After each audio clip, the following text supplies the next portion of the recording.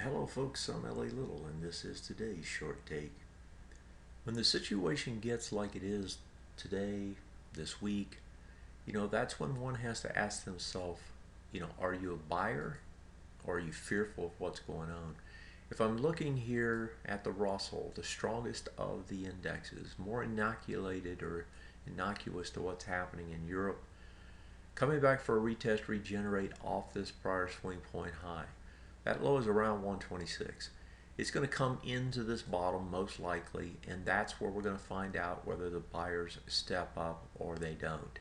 If they do, right, it's a retest and regenerate. In other words, you come back, right, you break out right here, you go up, you come back, and you test into that bar, and that's where the sellers will tell you and the buyers will tell you whether or not this thing's going to try and regenerate back the other way. If the buyers step in, if they hold this area, that's in fact what's happening. If you pull it over to a weekly, you also got a retest regen off this prior swing point high.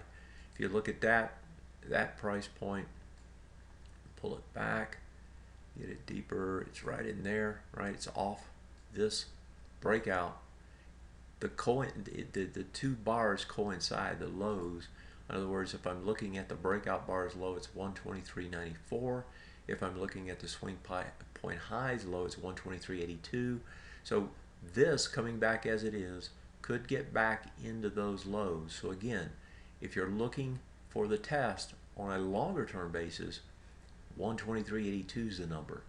You just have to use those two measures to decide how and if you want to get long on this retrace off the fear in Europe.